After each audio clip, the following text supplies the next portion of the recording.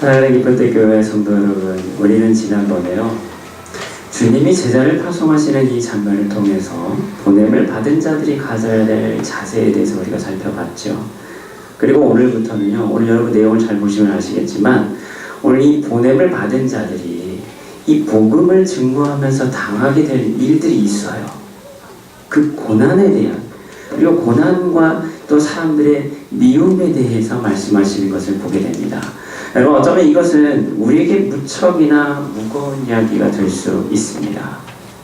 주님은 오늘 제자들을 보내시는데, 너희가 지금 보냄받아 이제 이 세상 가운데 너희들 나가야 될 텐데, 그 세상에 나가면 어떻게 된다는 거예요? 나가면 행복하고 즐겁고 복되고 좋은 일이 많을 거야. 여러분, 이렇게 보내시는 게 아니라 너희들 나가야 되는데 나가면 뭐가 있다는 거예요? 고난도 있고 매도 맞고 잡혀가기도 하고 사람들한테 미움도 받고 너희들 이렇게 될 거야 라고 지금 말씀하시는 겁니다. 여러분, 신앙생활 한다라는 거, 그것은 여러분 행복해야 되잖아요. 기뻐야 되잖아요. 즐거워야 되잖아요. 주님을 우리가 믿으면 복을 받아야 되잖아요. 그렇죠? 그러고 싶잖아요. 형통하고 싶잖아요. 여러분, 그렇게 됩니까? 될 수도 있고요, 안 될 수도 있습니다. 예, 그건 우리 마음대로 되는 게 아니죠. 누구 마음이에요? 하나님 마음이잖아요. 그렇죠? 예, 때에 따라서는요, 우리가 뭣도 받아야 돼요. 오늘 고난도 받아야 된다고 말씀하고 있습니다. 우리는 주님 믿으면 복 받을 것 같고 잘 살 것 같고 형통할 것 같고 안 되던 사업이 교회 다니기 시작하면 잘 될 것 같고, 여러분 그렇잖아요. 그게 우리의 소망이잖아요. 형통해야지 여러분 좋을 것 같잖아요. 전도하기도 그래야지 편하잖아요. 야, 교회만 다니면 부자 된대. 교회 안 나올 사람이 없겠죠. 그렇죠? 얼마나 좋은 방법이에요. 그런데 주님은 우리에게 그렇게 말씀하시지 않는다는 거예요. 오늘 주님은 보냄을 받은 너희는 이제 채찍질 나갈 거야. 너희는 끌려갈 거야. 심지어 너희들 가족 간에 뭐가 생길 거야? 불화가 생길 거야. 여러분, 그것도 일어난다는 거예요. 사람들한테 너희들 미움받게 될 거야. 오늘 이야기를 하고 계시는 거예요. 여러분, 이 내용만 보면 우리는요, 우리가 정말 예수님을 믿어야 되는 이유가 뭘까? 여러분, 심각하게 우리는 고민해봐야 돼요. 예수님 믿으니까 뭐예요? 어려움만 생기네? 여러분, 이렇게 될 수도 있다는 거예요. 아마도 여러분, 신앙생활 오래 하지 않으신 분들, 그래서 이것이 시험거리가 될 수도 있습니다. 이번 말 딱 보면 야, 큰일 났네. 교회 다니면 큰일 나겠다. 이렇게 생각할 수도 있고요. 신앙생활 여러분 조금이라도 하셨던 분들도 이런 생각을 할 겁니다. 어떤 생각을 하냐면요, 나는 이런 건 좀 안 했으면 좋겠다. 나는 이런 보냄은 안 받았으면 좋겠네 라고 여러분 생각하실 수도 있어요. 여러분은 어떻습니까? 내가 지금 순교자의 피를 흘려야 될 그곳에 내가 지금 가야 된다면, 여러분 오늘 나는 그 모든 것을 내려놓고 여러분 순종할 수 있는 여러분 준비가 되어 있으세요? 아멘. 아멘. 여러분 되어 있으십니까? 내가 그런 상황 가운데 여러분 순종할 마음의 준비가 되어 있으세요? 주님이 우리 언제 부르실지 모르잖아요. 그럼 마음의 준비를 하고 여러분 살고 계시냐는 거예요. 깨어 있으라. 깨어 계십니까? 생각만 해도 여러분 끔찍하신가요? 여러분 어떻게 생각하세요? 오늘 말씀의 내용은요, 절대로 가볍지 않죠.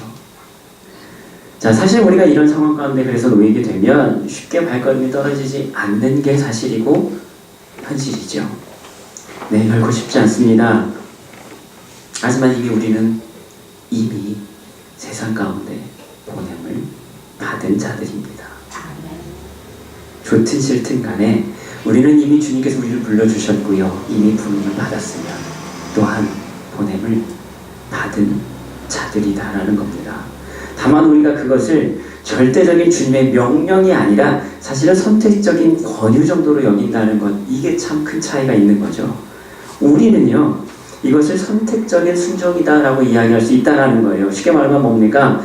내가 믿고 싶은 것만 믿고 나에게 유익한 것만 나는 순종하기 원한다는 거예요.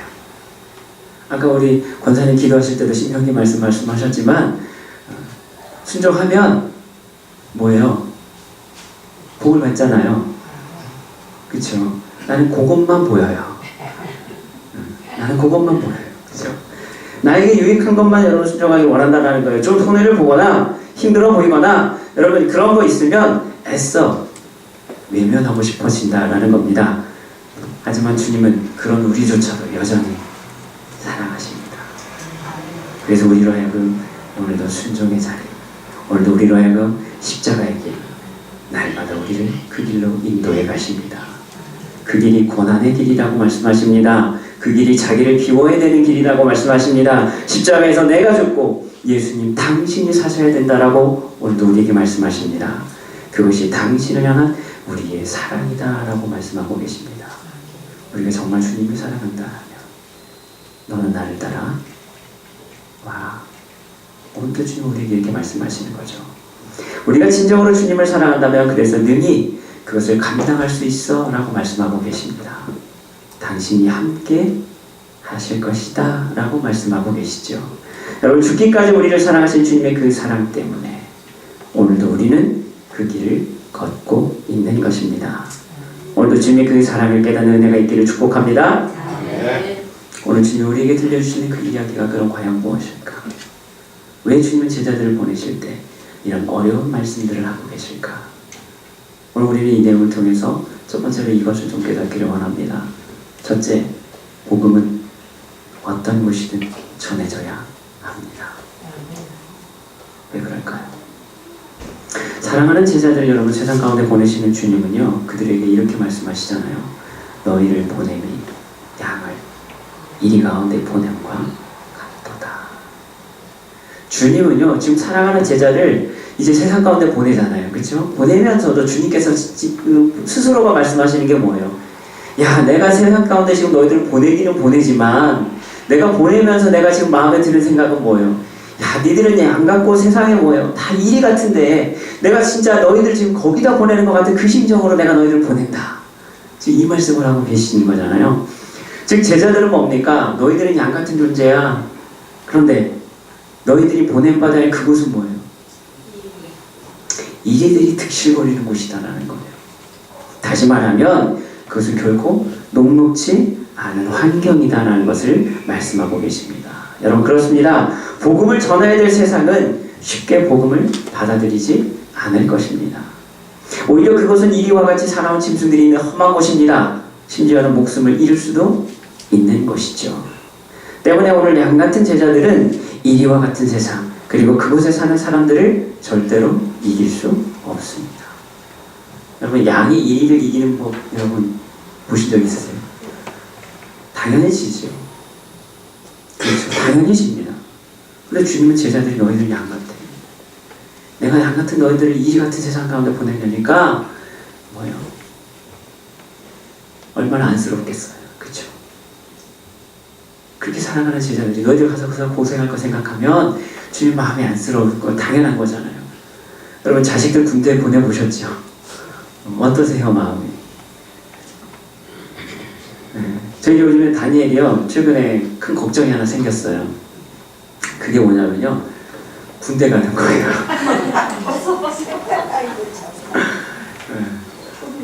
네. 애가 벌써 크면 진짜 군대 가야 돼? 이러면서 군대 안 가면 안 돼? 막 걱정스러운 표정으로 막 이러는 거예요. 그러면서 나중에 저한테 그럼 군대 안 가려면 어떻게 해야 돼? 이런 것까지 묻고 있어요. 지금 막 그런 걱정을 하고 있어요. 여러분 부모님들이 군대를 보내는 이 심정, 그렇죠? 이 안쓰러워하면서 어쩔 수 없이 보내야 되는 그 안타까움, 그 마음 있잖아요. 오늘 주님 제자들을 보내실 때 여러분 어찌 보면 그런 마음이셨지 않을까? 양을 이리 가운데 보낸 것 같더라고요. 보여 죽으러 가라는 거잖아요. 다른 말로 하면 그렇죠? 그 심정이다라는 거죠. 자, 여러분 이런 상황 가운데 절대로 이 양은 이리를 이길 수 없는 그런 환경 가운데 주님은 지금 제자들을 내몰고 계시는 거예요. 그렇죠? 보내고 계시는 거예요. 특별히 여러분 예수님은요 마태복음 7장 15절에서 우리가 앞에서 배웠지만 이렇게 말씀하셨잖아요. 거짓 선지자들이 양의 옷을 입고 노략질하는 일이라라고 이렇게 말씀하고 계시잖아요. 즉 여기서 일이라는 게 뭡니까? 백성을 인도하는 이리 같은 지도자들을 의미하는 것으로 우리가 해석해 볼 수도 있다는 겁니다. 그들이 위협을 받고 있는 양, 그들이 누구냐? 지금 예수님께 보냄받는 제자들이다라는 거예요. 그렇죠? 그러니까 예수님도 알아요. 제자들은 양과 같은 존재고 세상은 이리와 같은, 여러분 이런 사람들이 많은 곳이 바로 세상이다라는 거예요. 그런데 나는 너희를 지금 거기로 보내야 된다는 거예요. 그렇죠? 이곳이 얼마나 험한 곳인지 주님은 그래서 17절에서 또 뭐라고 말씀합니까? 사람들을 삼가라고까지 그래서 심지어 말씀하고 계시는 거예요. 여러분 여기서 삼가라라는 말은요, 언어적으로 보면 주의하라, 경계하라 라는 뜻을 가지고 있는 단어입니다. 그러니까 이것이 쉼이 없는 경계를 요구하시는 말씀이에요. 그러니까 항상 주의를 해서 살피지 않으면 너는 언제 잡아먹힐지 알 수 없다라는 의미예요. 사람들을 삼가라, 조심하고 항상 경계해야 된다는 거예요. 여러분 이 말씀을 하고 있습니다. 그만큼 선교의 환경, 지금 복음의 전파의 자리는 결코 편한 곳이 아니다라는 거예요. 사도 바울도 디모데후서 2장 9절에서 뭐라고 말씀하냐면 자신도 또한 이 복음으로 말미암아 죄인과 같이 매인의 때까지 고난을 받았다라고 말씀하고 있습니다. 내가 죄인처럼 매인받은 그런 고난까지 당하면서도 내가 복음의 자리 뭐예요? 거기 있었다라는 거. 그렇게 쉽지 않은 자리, 그것이 복음의 자리다라는 거예요. 자, 그렇다면 우리가 이제 어떻게 해야 될까요? 여러분 이렇게 어려운 자리인데 어떻게 해야 돼요? 상황을 보면서 복음을 증거해야 될까? 아니면 어려우니까 적당히 타협하면서 포기해야 될까?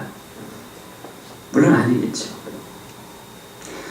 그럼 오늘 주님은요, 우리의 선교적 상황이 이와 같다고 말씀하시면서도 오늘 제자들을 보내는 모습을 우리는 볼 수 있습니다. 어떤 의미인가요? 몇 가지 우리가 의미를 찾아볼 수 있지만 우리가 먼저 이러면서 나눌 수 있는 거예요. 그것은 반드시 가야 될 길이다라는 거예요. 힘들고 어렵다 할지라도 그 길은 뭐예요? 반드시 가야 되는 길이라는 겁니다. 여러분 그렇습니다. 힘들고 고난이 있다고 해서 그것을 우리가 피할 수 있거나 여러분 멈춰도 되는 일이 아니다라는 거죠. 복음의 사역자들은 뭡니까? 복음과 함께 고통과 박해까지도 감내해야 될 준비가 되어 있어야 된다는 거예요.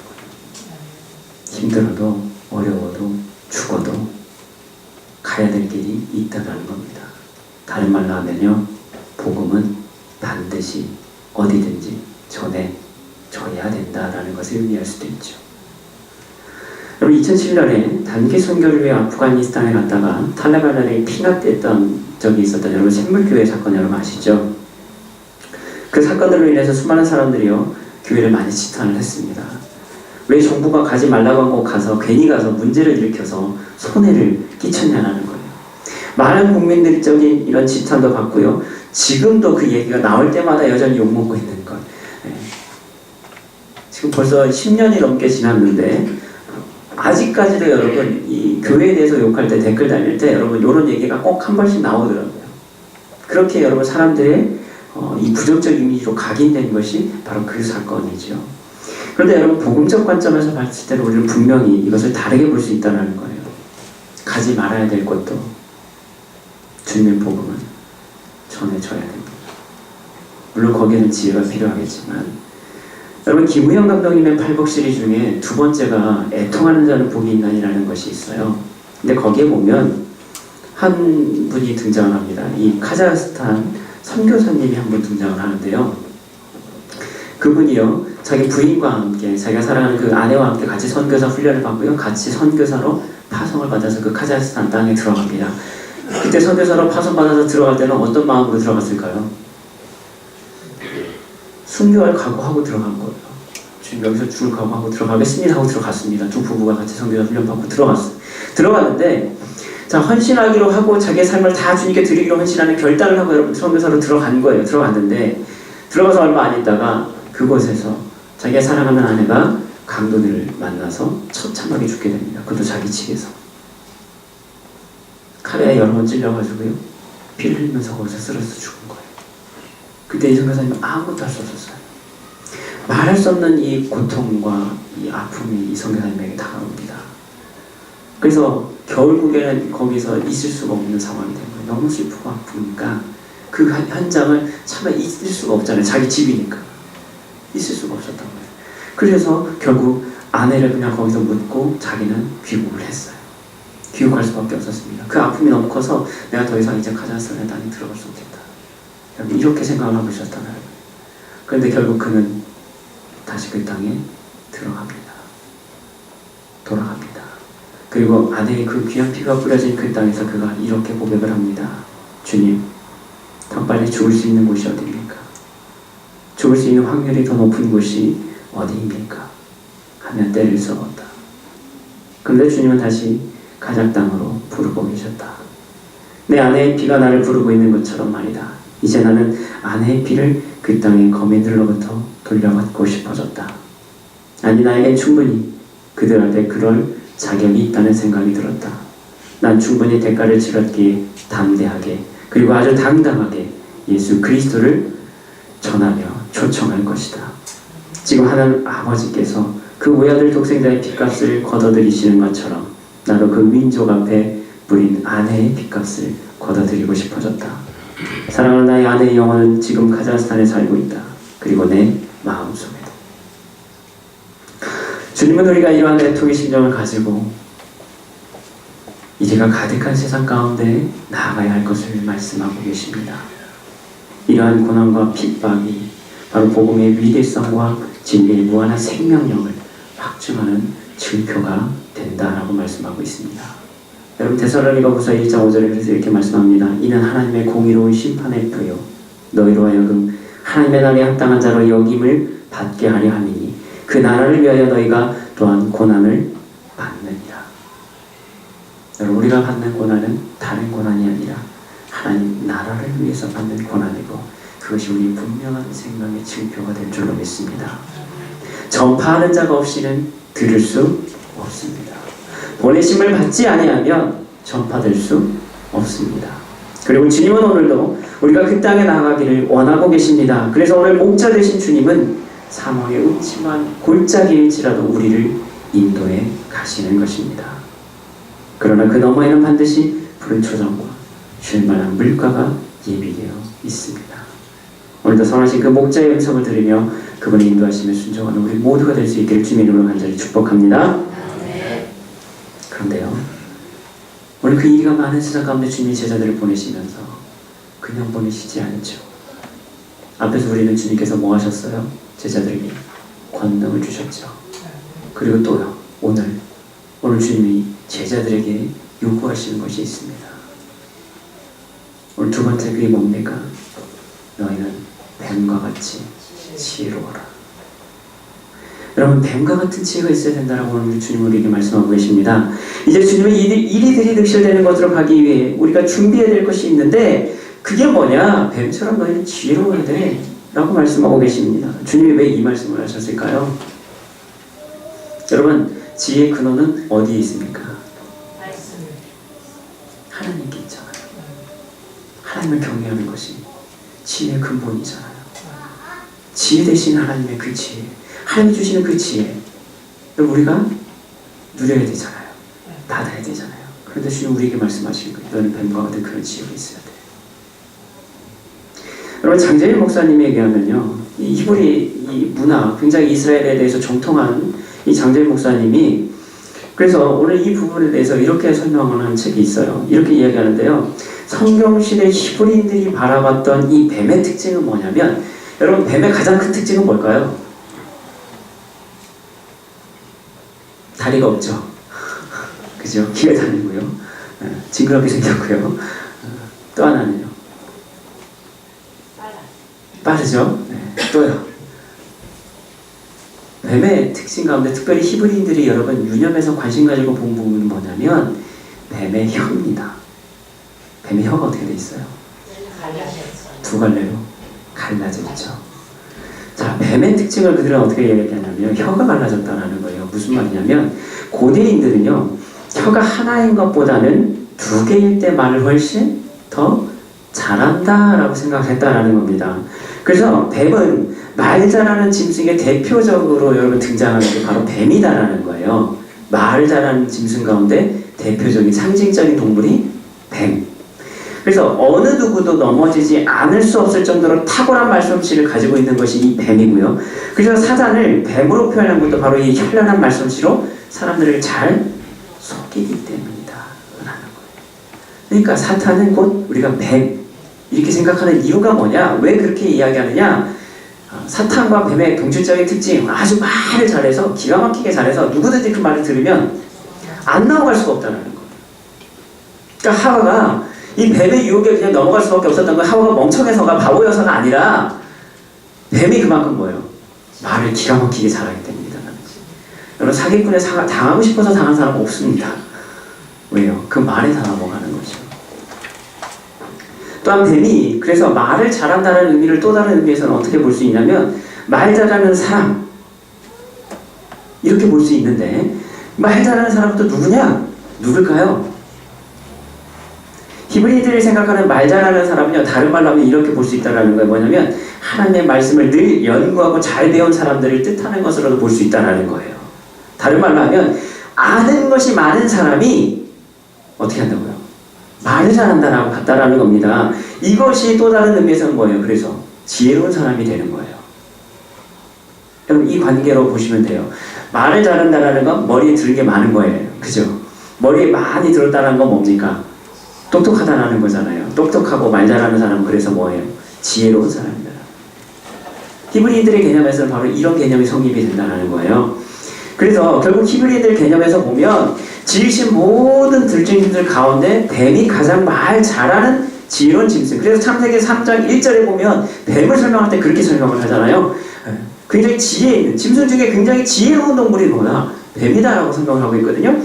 그런데 예수님과 여러분 세례요한은 바리새인들과 사두개인을 여러분 찾아오는 모습을 보면서 여러분 그들에 대해서 얘기할 때 뭐라고 얘기해요? 이 독사의 자식들아, 이 뱀들, 그게 누구예요? 바리새인과 사두개인들. 그들을 지칭해서 여러분 뱀을 또 표현하고 있잖아요. 그들은 율법을 가르치고요 말을 잘하는 사람들입니다. 사람들에게는 지혜롭다고 인정을 받던 사람들이죠. 그러나 그들의 말과 지혜는 어떻습니까? 사람을 살리는 것이 아니라 주님이 보실 때 오히려 죽이는 독이 가득한 그런 뱀과 같은 존재들이었다는 거예요. 그러니까 뱀의 의미는 히브리인들은 이렇게 해석을 한다는 거죠. 여러분 지혜를 뜻하는 히브리어 단어 아룸이라는 단어가 있는데요. 지혜롭다 혹은 간교하다 여러분 이 의미가 같이 다 쓰이는 단어예요. 그러니까 보세요. 지혜를 뜻하는 이 단어를 쓸 때 뱀에게는요 간교함이라는 뜻으로 쓰이고 있잖아요. 창세기도 보면 또 뱀을 간교함으로 많이 표현을 또 하는데요. 그런데 이 똑같은 단어가 다윗을 향해서 쓰일 때는 또 어떻게 쓰냐면 지혜롭다라는 의미로 또 이렇게 번역을 해서 쓰고 있어요. 그러니까 같은 단어인데 대상에 따라서 한 사람은 뭐예요? 간교해질 수도 있고 하나는 지혜가 될 수도 있다는 거예요. 그렇다면 오늘 주님이 왜 제자들에게 뱀처럼 지혜로운 것을 말씀하셨느냐? 여러분 이게 중요하겠죠. 장재현 목사님은 이것을 그래서 앞에서 이렇게 쭉 정리를 하면서 바로 이 말씀을 이렇게 해석을 합니다. 뭐냐면 한마디로 말하면 이겁니다. 세상에 네가 나가서 전파를 할 때 말을 지혜롭게 해라. 이렇게 본다는 거예요. 여러분 우리가 어떤 행동을 하든지 생각을 하든지 항상 지혜로운 건 필요하죠. 근데 특별히 복음을 증거하러 나가는 그 자리에 나갈 때 특별히 우리가 더 지혜로워야 될 건 뭐다? 말이다라는 거예요. 바리새인과 오늘 서기관들이 토라를 이용해서 오늘 지혜롭게 말을 잘했지만 그 결과는 오히려 그들이 사람을 죽이는 독과 같은 이런 것과 비교해서 오늘 주님이 제자들에게 지금 요구하시는 건 뭐냐? 너희가 전해야 될 그 말은 하나님 나라의 생명을 담은 그 말이 되어야 된다는 거예요. 너희들 생각, 여러분 너희들이 판단하는 거, 여러분 그것을 너희들이 전하는 것이 아니라 지혜가 담긴 말. 오늘 우리가 이제 뒤에서 읽었죠. 다른 말로는 뭡니까? 성령이 너희에게 가르쳐 주시는 그 말, 그 말을 너희가 해야 된다. 오늘 그 말씀을 우리에게 하고 있습니다. 여러분 그렇습니다. 험난한 세상 가운데 우리가 나가서 복음을 전해야 될 우리가 먼저 말의 지혜가 있어야 될 줄로 믿습니다. 그리고 주님 오늘 19절 20절에서 뭐라고 말씀합니까? 그래서 우리에게 할 말을 주님이 주실 것인데 곧 그 말을 주시는 분이 누구다? 성령님이시다 라고 이렇게 말씀하고 있는 거죠. 네, 하나님이 주시는 지혜는요 세상이 주는 지혜와는 근본적으로 다르지요. 하나님 오늘 당신의 영을 통해서 택하신 사람들을 지혜가 충만하게 하셔서 하나님의 일을 귀하게 감당케 만들어 주십니다. 누가 주세요? 하나님께서 택하신 자들을 하나님이 주시는 하나님의 영으로 충만케 하사 그들에게 지혜를 넘치게 부어 주신다는 겁니다. 여러분 요셉을 보십시오. 다니엘도 보십시오. 요셉과 다니엘의 특징은 뭡니까? 특기가 뭐예요? 꿈 해석이잖아요. 그렇죠. 남들이 모르는 영적 해석을 잘하잖아요. 꿈을 기가 막히게 해석을 하잖아요. 왜요? 그게 저절로 됩니까? 아니죠. 하나님이 주신 지혜로 그들이 여러분 그런 해석을 할 수 있게 되는 거죠.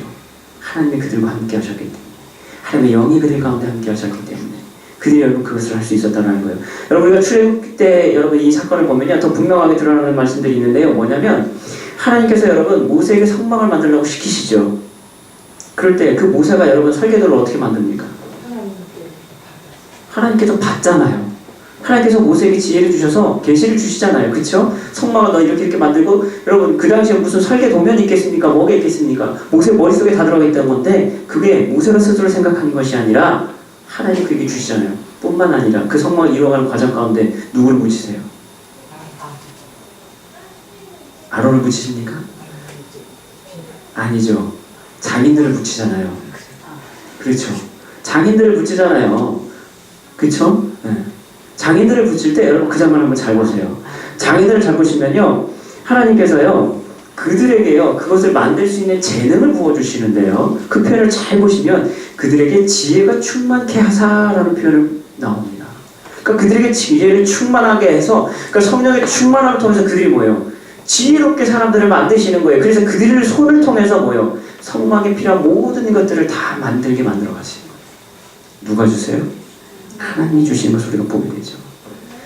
여러분 주님이 세상 가운데 우리를 보내실 때 그냥 보내시지 않는다는 거예요. 우리가 먼저 성령의 충만한 가운데 거하게 만들어 가십니다. 여러분 그게 고난의 길일 수도 있지만 여러분 그게 훈련의 길이기도 하다라는 거예요. 하나님 우리를 그렇게 만들어 가신다는 거예요. 보내실 때 그냥 보내시는 것이 아니라 성령의 충만한 은혜 가운데 우리를 거하게 만들어 주십니다. 그리고 주님이 주신 그 지혜가 우리로 하여금 바로 분별하게 하고 생명을 살리는 말로 나타나게 만들어 가십니다. 그 누가 하세요? 주님이 하신다. 그러니까 고난 가운데 이 가운데 너희가 들어갈 수 있는 이유가 뭐예요? 주님이 함께 하시기 때문에 갈 수 있다라는 거예요. 힘들지만 죽을 정도로 괴롭지만 갈 수 있다라는 거예요.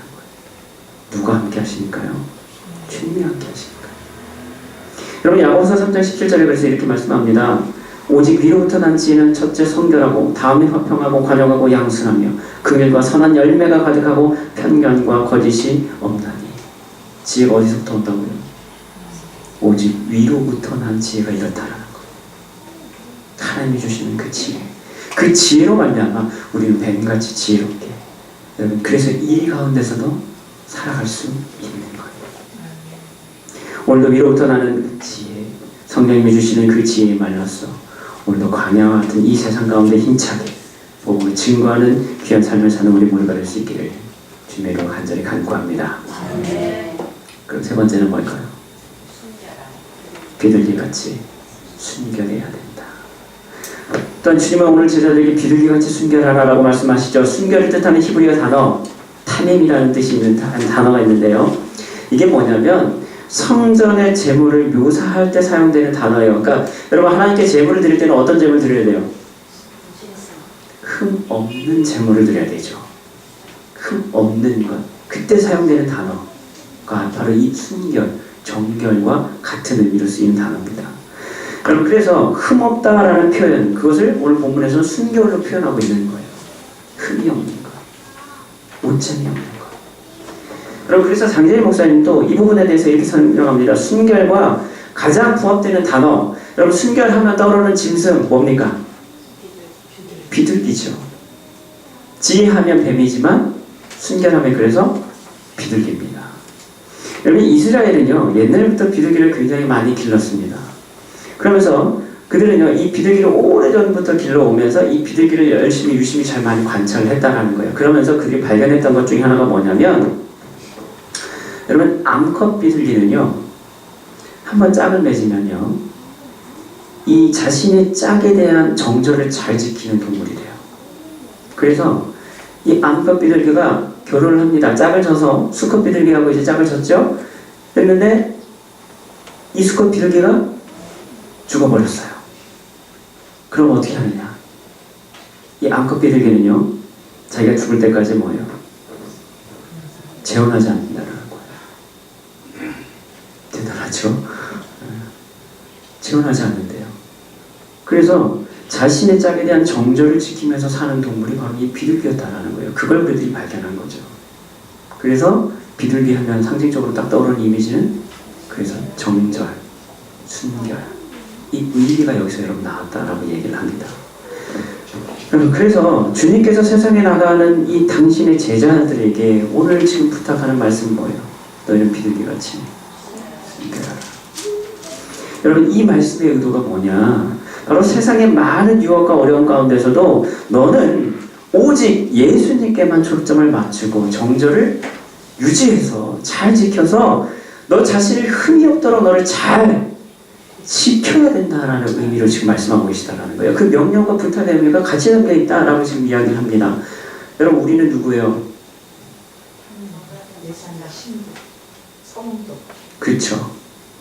하나님의 거룩한 성전님과 동시에 하나님의 주님의 거룩한 신부요, 성도요, 자녀요, 백성이지요.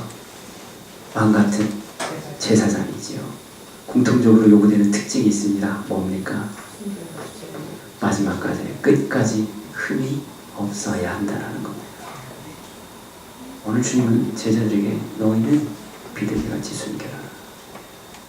여러분, 그것을 지금 제자들에게 부탁하고 있습니다. 사도 바울도 빌립보서 2장 15절 16절에서 말씀합니다. 우리가 흠없고 순전한 것에 대해서 지금 우리에게 말씀하고 있어요. 그렇습니다, 여러분. 어지러운 세상 가운데 우리 그리스도인들은 주님께 부름받아 오늘 세상 가운데 보냄을 받은 우리 모두는 그래서 더욱 오늘 하나님의 흠없는 자녀로 세상에서 그들 가운데 빛들로 나타내줄 줄로 믿습니다. 여러분, 순결은 그래서 거룩의 다른 이름이기도 하죠. 그러므로 여러분, 복음을 지키는 자리에 우리가 나아갈 때 지혜와 순결은 항상 같이 가야 됩니다.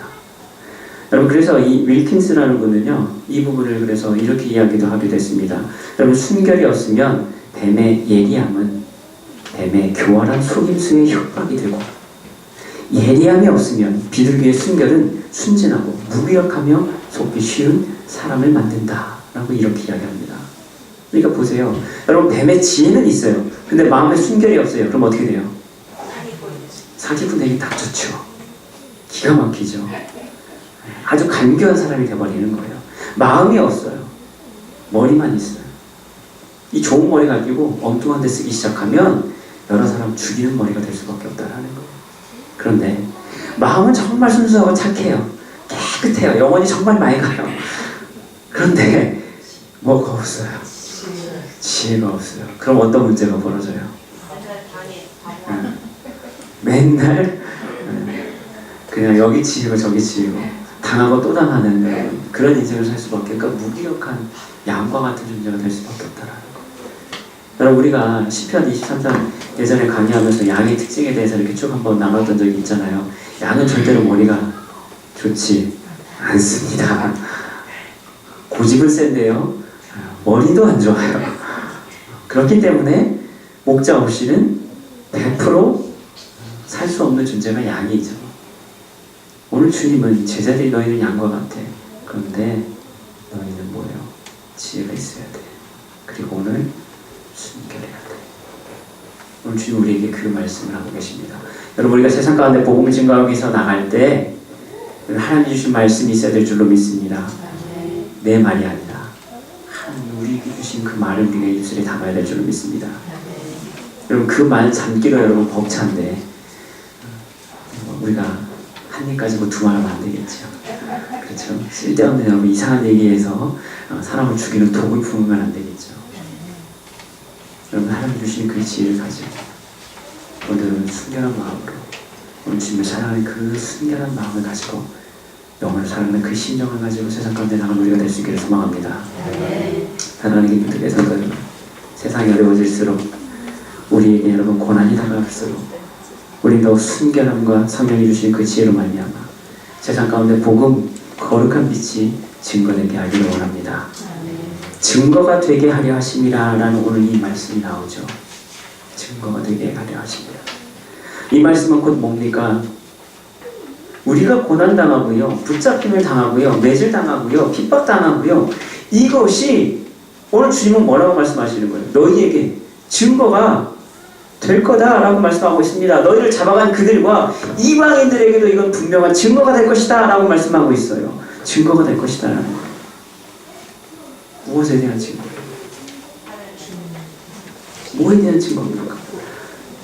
과연 이 말의 뜻이 뭡니까 여러분? 왜 증거가 될 것이다 라고 주님 말씀하셨을까? 여러분 이 말씀을요 우리는 또 이렇게 볼 수 있다는 거예요. 뭐냐면 이 말씀은 곧 그리스도가 상황을 변화시켜서 복음을 위한 기회가 되게 하신다라는 뜻으로도 볼 수 있다는 거예요. 우리가 그렇게 어려움 당과 고난 당함을 통해서 드러나는 건 누굽니까? 예수 그리스도. 그런데 주님이 그 상황을 어떻게 해요? 직접 바꿔주시겠다라는 거예요. 여러분 우리가 주님을 위해서 복음 들고 나갈 때 핍박당하는 거 여러분 남들이 볼 때는요 뭐예요? 어리석은 짓이잖아요. 바보 짓이잖아요. 야 너희들이 믿는 하나님 때문에 이렇게 핍박받고 이러고 있는데 니를 그 하나님 믿을만 하냐? 오히려 여러분 사람들이 이렇게 얘기할 수도 있잖아요. 그게 무슨 증거가 되겠어요? 그 자체만으로 보면. 근데 주님은 그것이 뭐 증거가 될 것이다라는 거예요. 왜요? 주님은 그렇게 상황을 바꾸실 거다라는 거예요. 주님은 그걸 하시겠다라는 거예요. 주님이 그 일을 하시겠다라는 말씀일 수 있다는 겁니다. 오늘 여러분 이 말씀이 실제로 이루어지잖아요. 어떻게 해요? 여러분 로마 시대 여러분 기독교 초기 역사 여러분 교회 여기 처음에 여러분 핍박받는 박해받는 상황 가운데 여러분 있었을 때 한번 생각해 보십시오. 그때는요 선교사들이 어떻게 했어요? 순교자들이 생겨났잖아요. 목숨 걸고 여러분 복음 증거했잖아요. 그래서 복음으로 해서 핍박받아서 여러분 여러 가지 흩어지고 막 난리가 났었잖아요. 그런데 어떻게 됐어요? 결과적으로 오히려 복음이 더 왕성하게 전화되는 여러분 놀라운 역사들이 나타나게 되잖아요. 여러분 오늘도 주님은요 복음을 인한 그 고난을 통해서 당신의 나라를 만들어 가십니다. 하늘의 미랄이 땅에 떨어져 썩음으로 말미암아 여러분 놀라운 풍성한 열매들이 맺어지게 된다는 거예요. 복음은요 고난과 인내로 열매를 맺게 됩니다. 순교자의 피가 있기 때문에 하나님의 나라, 하나님의 교회는 이 땅 가운데 또한 세워지게 됩니다. 여러분 그 나라를 주님이 친히 만들어가고 계십니다. 누구를 통해서요? 우리를 통해서. 그 은혜가 우리에게 있기를 소망합니다. 이것이 우리에게는 기쁨이요 큰 상급이 될 줄로 믿습니다. 성령이 주시는 그 지혜와 순결한 삶의 모습을 통해 오늘도 기쁨으로 보냄을 받는 저와 여러분 모두가 되시길 주님 이름으로 간절히 기도합니다.